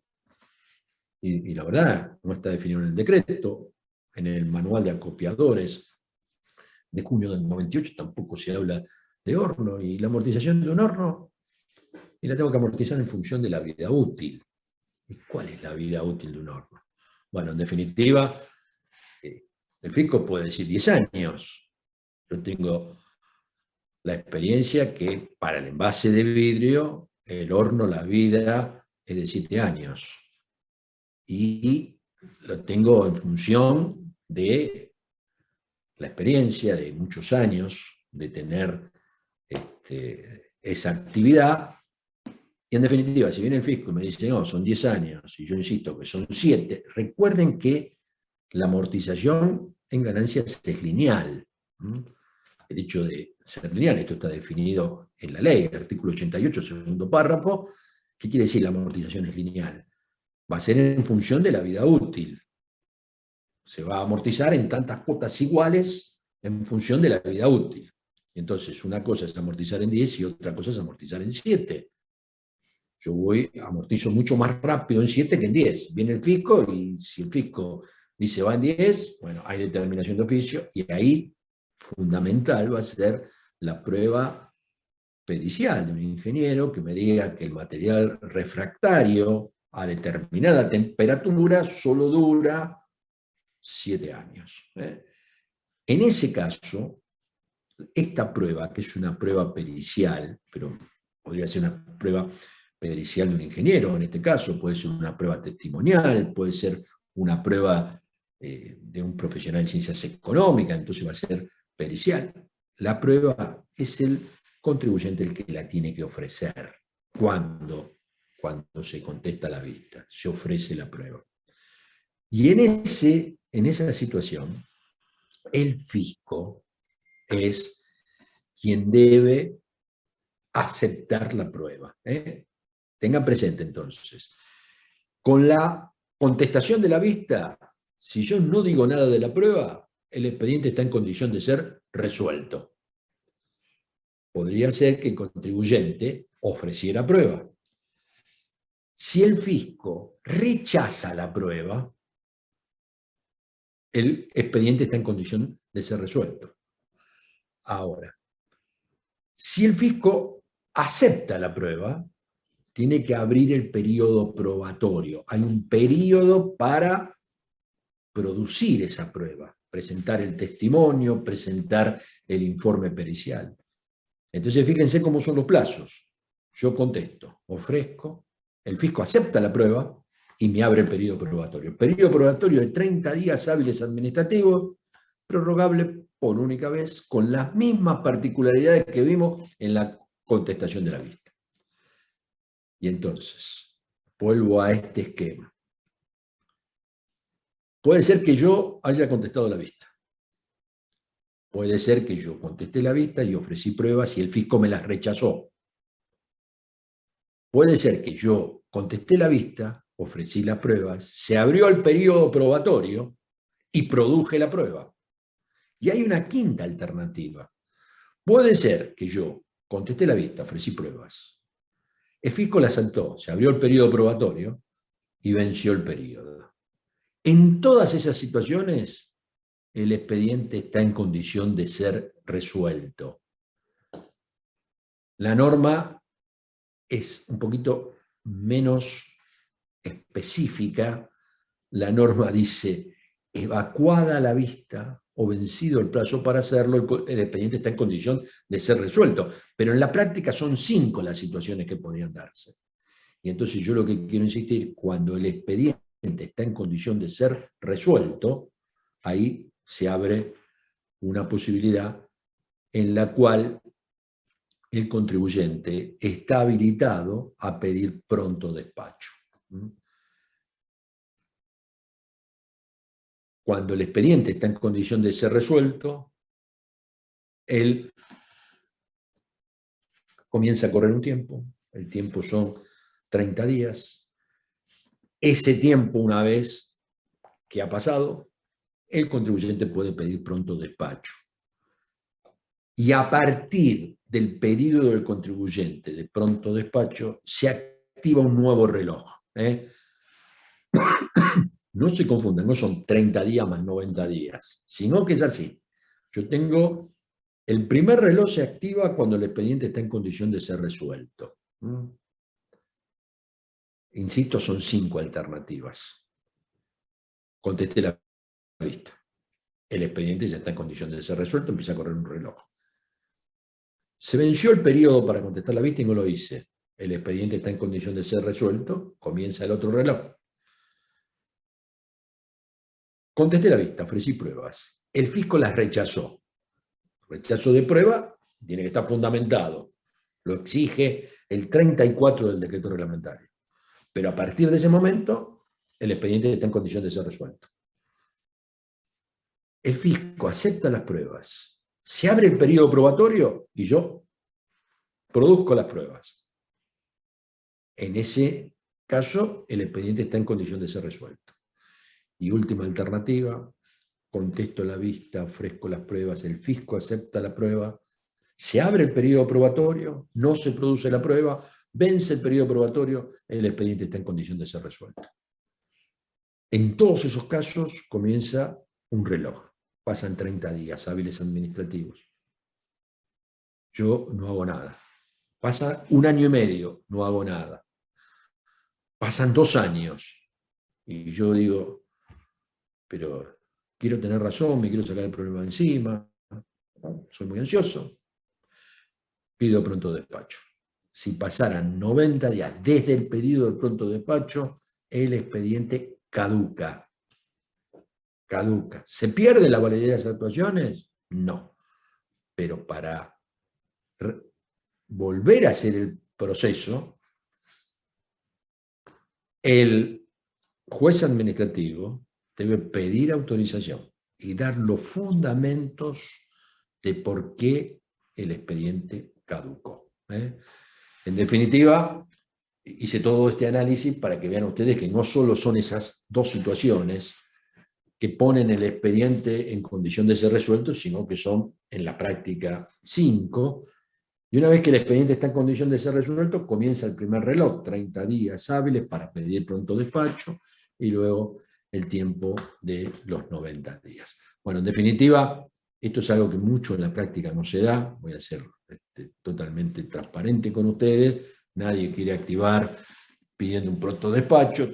Todos, mientras pasa el tiempo, en nuestro país hay un tema que juega a favor siempre del contribuyente.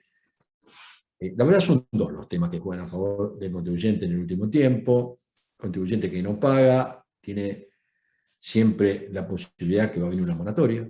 En los últimos años tuvimos una moratoria en el año 2019, otra en el 2020, otra en el 2021. Ayer venció la última moratoria que realmente da posibilidades a aquellos que no pagaron, de pagar con condonación de intereses, reducción de sanciones, y la otra es la inflación. La inflación siempre juega a favor del contribuyente porque, como se desvaloriza la moneda, el interés actual es un interés alto, pero está por debajo de la inflación, entonces muchos contribuyentes estiran los procesos, nadie va a pedir un pronto despacho en un proceso de determinación de oficio.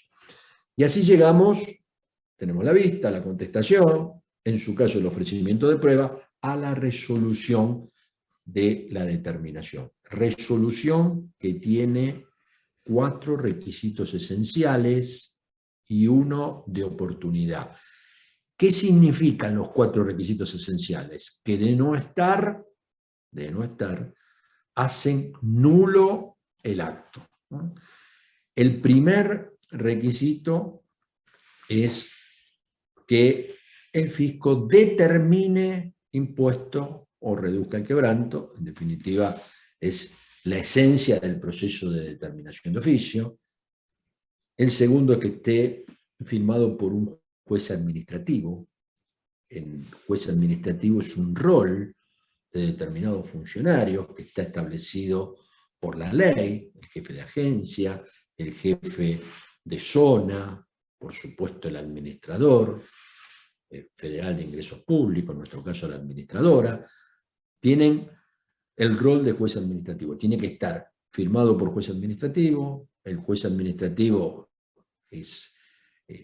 solo puede acceder a ese rol quien sea abogado o contador. En caso de no ser abogado o contador, tiene que tener tiempo en carrera administrativa y en funciones técnicas. En definitiva, también para el juez administrativo no abogado, esto sí, incluye al contador o aquel que tiene experiencia administrativa, que llegó a ser juez administrativo por el tiempo de ejercicio de su función y el tiempo en cuestiones técnicas. El que es no abogado, antes de pronunciarse, debe requerir dictamen jurídico. Si no tuviera el dictamen jurídico, es nulo el acto de la resolución. El tercer punto es que debe intimar al pago improrrogable dentro de los 15 días. Y el cuarto requisito, que es el más importante a tener en cuenta por parte del contribuyente, es que debe la determinación fundamentar el ajuste. Debe fundamentar la posición de la administración. Y acá, desde el punto de vista de mi experiencia, y esto se los quiero trasladar a ustedes, una de las cosas que uno debe hacer en toda actuación con la administración, y esto lo he repetido e insistido mucho para los profesionales en este último tiempo, es que el proceso de determinación y atención, la etapa de fiscalización, toda la etapa administrativa previa, llévenlo a un proceso por escrito. Es clave para la defensa del contribuyente que el proceso anterior, las actuaciones administrativas previas y el proceso de determinación de oficio sea por escrito, todo por escrito. ¿Por qué? Artículo 34 del decreto reglamentario establece que para que la resolución tenga detallado fundamento para cumplir este requisito, debe refutar todas las cargos u objeciones realizados por el contribuyente aún en la etapa administrativa previa. Quiere decir que si yo a un inspector le presento en la contestación de un acta que el criterio seguido es en función del artículo 83, en función de la vida útil, y doy una fundamentación, el fisco, cuando está siguiendo el criterio contrario, lo debe fundamentar. Tiene que fundamentar. A ver, otro ejemplo. Durante mucho tiempo nosotros hablábamos de vida útil técnica, después la Corte en el fallo Telintar habló de utilidad, vida útil económica, donde también se tiene en cuenta la obsolescencia. Ese pronunciamiento de Telintar del año 2012, mayo del 2012, enseguida fue receptado por el fisco a través de una instrucción y lo cambió.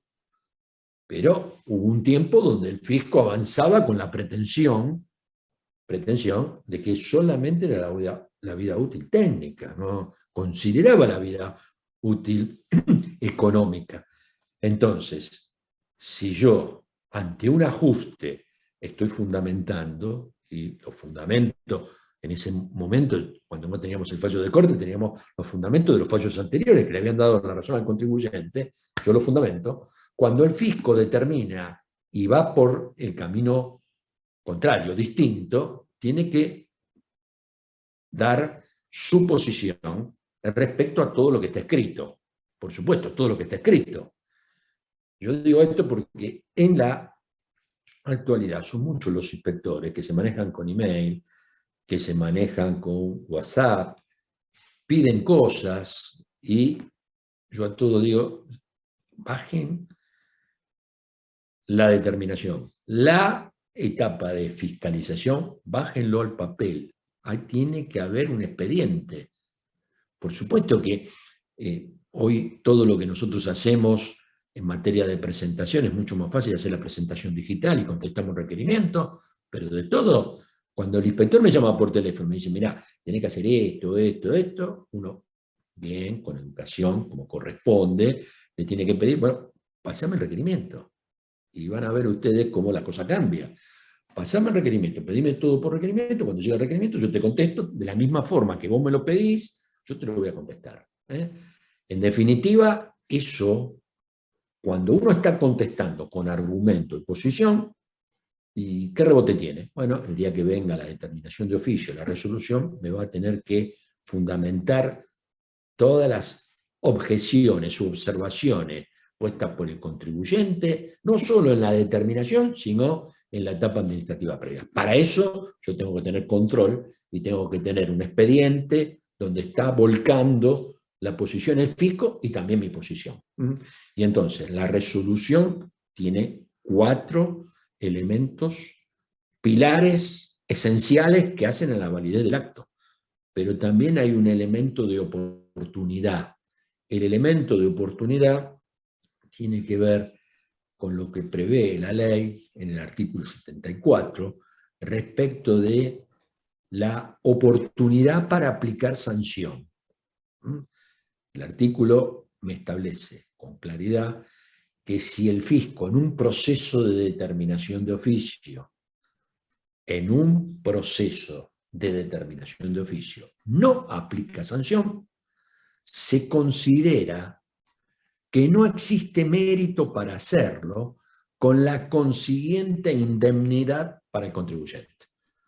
Atención, que si el fisco en el proceso de determinación de oficio no me aplica sanción, en ese caso no puede luego volver a hacerlo. Entonces nosotros decimos, este es un requisito de oportunidad. Si el fisco no lo hace, en definitiva, ya no tiene otra posibilidad de hacerlo.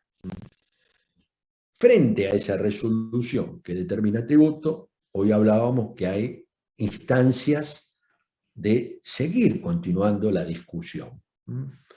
Y entonces, aquí lo quiero pasar al terreno práctico, porque yo ya hablé de 2 circunstancias, me gustaría hablar de ahora qué es lo que pasa en la parte práctica. Por supuesto que si yo quiero seguir en la discusión, voy a tener que poner los recursos en tiempo. ¿Qué quiere decir esto? Dentro de los 15 días, habíamos visto 76A, recurso de reconsideración, ante la propia dirección. Yo con eso logro que suspender la ejecutoriedad del acto, que quiere decir que el fisco no me determine, no me exija el impuesto que está determinado vía ejecución fiscal, que me exija el pago. Yo presento un recurso de reconsideración y suspendo la ejecutoriedad. Tengo 15 días para que el fisco reconsidere un camino. El otro es ir al tribunal fiscal. Voy al tribunal fiscal, sucede lo mismo, el tribunal fiscal tiene alguna complejidad, por ejemplo, hay que pagar la tasa de actuación, que es el 2.5, hay que ir con patrocinio de letrado al tribunal fiscal, puede también ir con patrocinio de contador al tribunal fiscal. En definitiva, la cosa es un poquito más compleja y los tiempos son otros. El tribunal fiscal hay causas que tardan 3, 4, 5 años. El recurso de reconsideración, el fisco generalmente en 6, 7 meses lo resuelve. Ahora, ¿qué pasa si yo dentro de los 15 días no interpongo recurso? Cuando no se interpone recurso dentro de los 15 días, la resolución que determina tributo y aplica sanción, porque es muy difícil ver en un proceso de determinación de oficio que el fisco no me aplique sanción, porque si no me aplica sanción se considera la indemnidad del contribuyente y entonces generalmente me determina tributo y me aplica sanción. Y entonces cuando viene la determinación de tributo y la aplicación de la sanción, pasado los 15 días, esto queda firme. ¿Qué quiere decir que queda firme? Que hay que cumplirlo, que el contribuyente debe pagar. Si nosotros vamos a ver lo que dice el artículo, estoy paradito en el 76, paso al 79, el 79 me dice que una resolución, cuando determina tributos y no es recurrida, queda firme. De la misma forma que una resolución de multa, pasados los 15 días, queda firme, y en este caso, una resolución de multa, cuando pasan 15 días, queda firme, y además es cosa juzgada. ¿Qué quiere decir que es cosa juzgada? Que yo no puedo volver sobre la cuestión. Cuando una resolución que me aplicó multa quedó firme, yo la tengo que pagar, y el solo hecho de pagar una multa, hay un principio en la ley de procedimiento que es multa pagada, cosa juzgada. Pero como todo principio, tiene una excepción, y la excepción de una multa pagada es cosa juzgada, justo se da en este punto. Eso está en el artículo 180 de la Ley de Procedimiento, multa consentida. Multa consentida es cuando yo no hice el recurso a tiempo, no es que sea una multa caprichosa, es una multa que pasaron los 15 días, yo no hice el recurso a tiempo, entonces ahí, en principio, la multa la debo pagar y es cosa juzgada. Sin embargo, el 180 me dice que cuando estemos en un proceso de determinación de oficio y el contribuyente no haya recurrido a tiempo, podrá repetir la multa en la misma proporción que repite impuesto. Entonces, paso limpio todo lo que dije. Yo tengo una resolución que determina tributo y me aplica sanción. Tengo 4 posibilidades. La primera es hacer el recurso de reconsideración. Si hago el recurso de reconsideración, la cosa termina en otra vez estoy en el fisco, no hay juicio de ejecución fiscal, se suspende la ejecutoriedad del acto, es algo simple, no hay tasa de actuación, lo puede hacer el propio contribuyente. Segunda alternativa, dentro de los 15 días voy al tribunal fiscal. Si voy al tribunal fiscal tengo que pagar la tasa de actuación, tengo que poner un patrocinio de profesional para que vaya al tribunal fiscal y también suspende la ejecutoriedad. Hay una tercera posibilidad. La tercera posibilidad es, puedo pagar. Y si pago, en definitiva, pago, termino la cuestión y pagando, tengo la posibilidad de reducir sanción a la mínima expresión. Eso lo vamos a ver cuando analicemos las reducciones del artículo 49, salvo en el caso de reincidencia. Y tengo también otra alternativa, que es, pasa el plazo, no hice ningún recurso, pero yo quiero seguir discutiendo.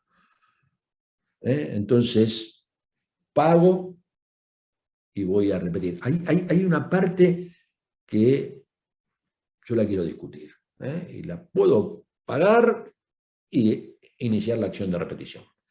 Con esta particularidad, que supongamos que el ajuste sea de 1.800.000 pesos y la multa sea de 900.000, un caso que les propongo.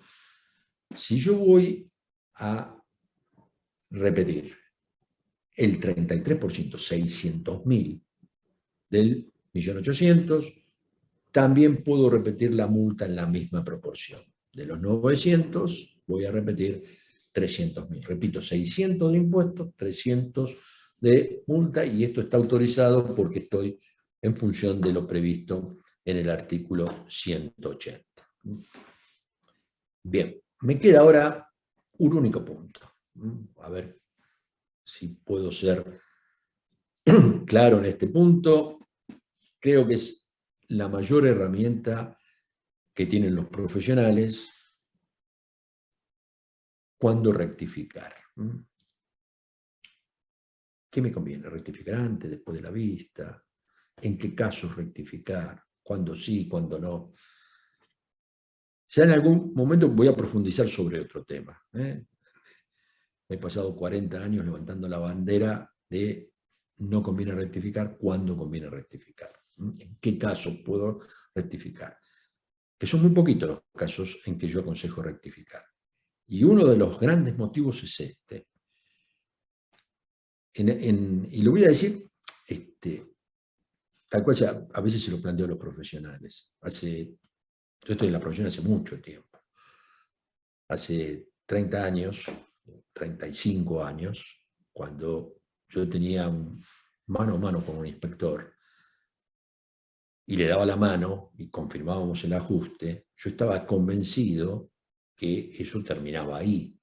Entonces tenía la fuerza para ir al contribuyente y decirle, este es el momento, paguemos y quédese tranquilo que la cosa termina acá. Esto no sucede en la actualidad. En la actualidad muchas veces el fisco viene y dice a un contribuyente, y por supuesto está hablando con el profesional, mira, ajusta esta factura y esta factura. Y el profesional dice, ¿cómo voy a ajustar la factura? Si está bien, nosotros compramos, en ese momento el proveedor estaba, le pagamos con un cheque, como marca las disposiciones, le pagamos por transferencia bancaria, controlamos todo el CUE, está todo bien, y realmente nos dieron el bien y el servicio, ¿por qué lo voy a ajustar? Ajustar 3, que no, con esto terminamos y nos vamos, y ajusta. Ajustan y ¿qué pasa? Al ajustar por una factura apócrifa, el contribuyente ya deja de lado la contabilidad. La contabilidad está mal. ¿Por qué? Porque si la contabilidad permitió que haya facturas apócrifas, es una contabilidad que no está bien llevada. Y entonces ahí queda un poco atrapado el contribuyente que rectifica, porque el fisco tiene después la posibilidad de venir a insistir sobre otros proveedores o sobre los mismos proveedores de un periodo anterior. Por supuesto que yo estoy hablando para los contribuyentes que hacen las cosas bien, ¿eh? Que hacen las cosas mal, no me interesa. Yo técnicamente estoy hablando para quien hace bien, no estoy haciendo la apología de la factura apócrifa ni nada por el estilo, no me interesa, y les puedo asegurar que en el ejercicio profesional yo defiendo a la gente en el cual creo. Si yo no creo, directamente me alejo de la situación. Y para mí es mucho más fácil saber cuando alguien está en la trampa o no. ¿Por qué? Porque en definitiva, yo en el mano a mano y hablando con ellos, tengo más información que la que puede tener el fisco. Entonces, yo lo que estoy planteando, todo lo que yo hablo, lo hablo desde la buena fe. Si el contribuyente hizo las cosas bien, me parece que es un despropósito rectificar. Ahora, más allá de que se pierde la base cierta, yo ahora lo voy a hablar desde el punto de vista técnico. Punto de vista técnico, vino el fisco, me hizo un ajuste. Un ajuste y me propone que yo rectifique. Supongamos que analizó el débito fiscal y me hace un ajuste de IVA por débito fiscal del periodo tal. Entonces, si yo rectifico con la propuesta del inspector, con la prevista, cuando rectifico, no cierro, no gozo de la estabilidad del ajuste fiscal, no cierro el tema. Distinto es si yo rectifico luego de iniciado el proceso de determinación de oficio. Vino la vista, yo rectifiqué. Y entonces ahí estoy protegido por la estabilidad del ajuste fiscal. Artículo 19, segundo párrafo de la Ley de Procedimiento, que me dice, el 19, segundo párrafo, que efectos de la determinación de oficio. Efectos. El efecto es que el fisco no puede volver sobre la cuestión, existe estabilidad del ajuste fiscal, salvo estos dos incisos, que la verdad son 3 los casos, así que voy a hablar, salvo estas 3 excepciones. La primera, que el fisco deje en la determinación de oficio el carácter parcial. El ejemplo que yo di, si vino el fisco y me vio el débito fiscal, y yo espero la vista, por supuesto, yo estoy protegido, cuando rectifico conforme a la vista, por el periodo fiscal de IVA en cuanto a la determinación del débito. Si mañana, en otro momento, viene una inspección y quiere ver el crédito fiscal mío, y por supuesto lo va a poder ver porque está el carácter parcial en el proceso de determinación de oficio. Segundo tema, que exista error, dolo u omisión en los elementos que sirvieron de base para la determinación de la obligación tributaria. Y esto es plausible que sea así, porque con esto el fisco se asegura de un proceso de auditoría interno. A ver, si yo me pongo en connivencia con un inspector, o yo sin tener algún trato preferencial con el inspector, lo engaño. El día que viene le muestro libros de otra sociedad y lo engañé. Que exista error, dolo u omisión en los elementos que sirvieron de base, el día que viene una auditoría y detecta eso, por supuesto que no va a haber estabilidad fiscal. Y por último, que exista un nuevo elemento de juicio. El fisco vino, me hizo un ajuste a mí sobre bienes personales. Yo esperé la vista, tengo estabilidad. Después el fisco detecta que yo tengo un inmueble no declarado en Miami. Por supuesto que puede venir y me lo puede cambiar. Porque la ley es sabia en este punto. Hay estabilidad fiscal, salvo estos tres casos. Que exista carácter parcial, que exista error, dolo u omisión en los elementos que sirvieron de base para la determinación de la obligación tributaria, o que exista un nuevo elemento de juicio no tenido en cuenta en el momento del ajuste. ¿Está bien? Ahora, Profe, no entendí el de que haya carácter parcial. carácter parcial es cuando el fisco hace un ajuste sobre un determinado tema, un único tema. Esto es fácil verlo en IVA. ¿Por qué? Porque IVA es la diferencia entre débito y crédito. Vino el fisco y me analizó todo el débito, pero no se metió a analizar el crédito. Y entonces el fisco, cuando hace la propuesta de ajuste, dice que es sobre el débito fiscal. Ahí está acotado. Otro ejemplo. En ganancias. Vino y me analizó los gastos de la actividad profesional. Y me hace un ajuste en la actividad profesional. O supongamos que en mi caso yo tengo actividad profesional, tengo mi estudio donde tengo actividad profesional, pero también tengo honorarios de directorio de alguna sociedad, soy síndico en otra y no tiene nada que ver con esta actividad profesional. En definitiva, podrías venir y hacerme solamente un ajuste por lo que es mi estudio como sociedad civil. Yo tengo un estudio donde tengo profesionales asociados en mi estudio. Vino y solamente me revisó el estudio. ¿Está bien? Y me hizo un ajuste. Por supuesto que si algún día vuelve a verme el periodo, me ajustó, supongamos, el periodo 2020. Viene en el año 24 y dice, otra vez voy sobre el periodo 2020, pero lo que no me puede ver es la renta que me viene de la sociedad profesional que tengo. Va a tener que ver otra cosa. Eso es parcial. Entonces. Genial. Y una consulta que también me quedó. Eso, o sea, no hay estabilidad cuando se responde en la vista o antes de la vista. Y eso es lo que ahora iba. Miren, Ah. el artículo 19, segundo párrafo, dice efectos de la resolución que determina de oficio. Y yo estoy diciendo, con la vista ya está. ¿Por qué? Esto tiene que ver por un tema de economía procesal. ¿Qué es la economía procesal?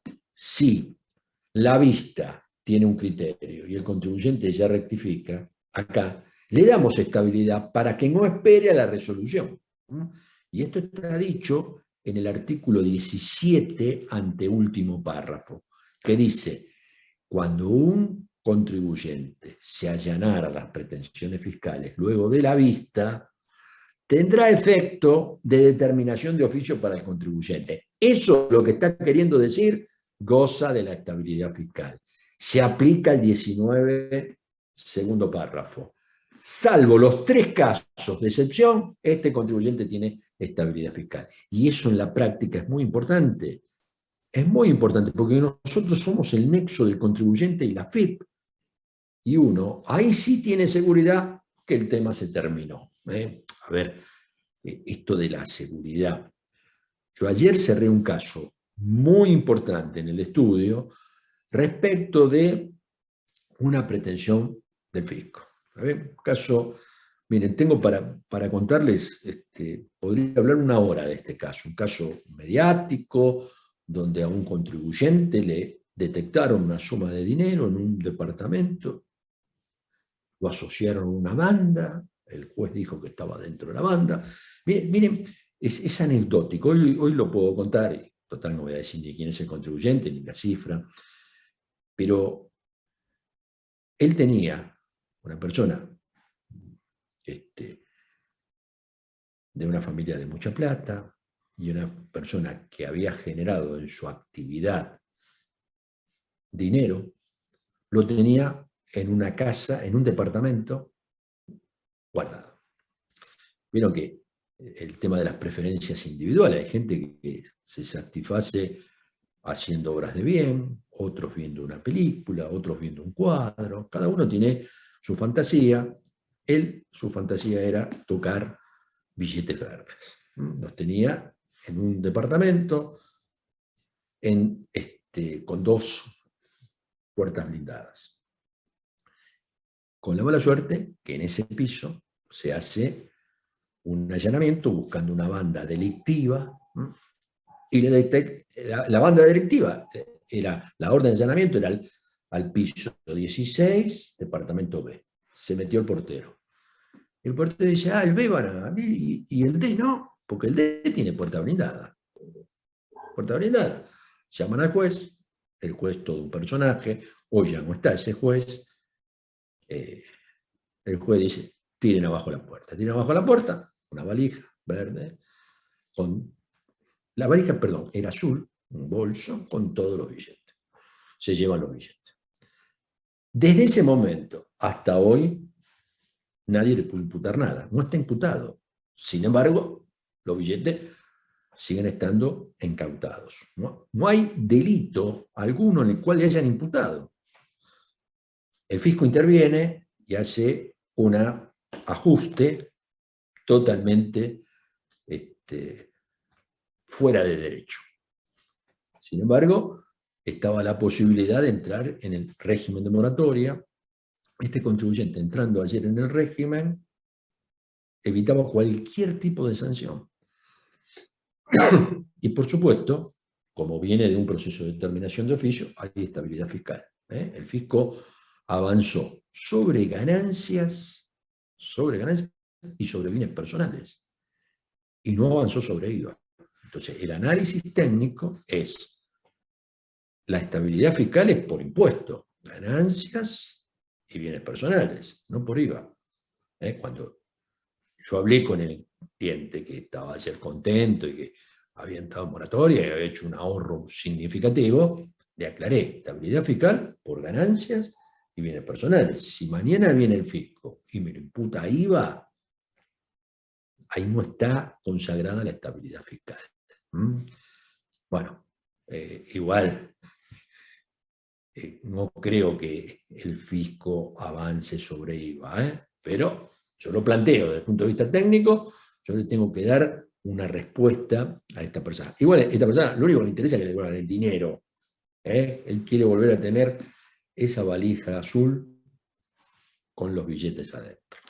Bueno, les agradezco mucho la presencia, quedo en contacto. Cualquier comunicación conmigo, tienen mi mail, humberto@humberto10.com. La próxima charla vamos a hablar de presunciones. Los invito a que lean el artículo 18, especialmente el tercer párrafo del artículo 18, que arranca diciendo: se presumirá con carácter general, salvo prueba en contrario. Después vienen distintos incisos. Vamos a charlar un poquito sobre eso y vamos a ir avanzando en procedimiento. Quedo a disposición por cualquier consulta. Les agradezco la presencia y ojo. Muchas gracias, profe. Nos vemos recién dentro de 14 días. Sábado que viene, no sé por qué no tengo clase, creo que hay examen. ¿Sí es así? Sí, es semana final. Es semana de final.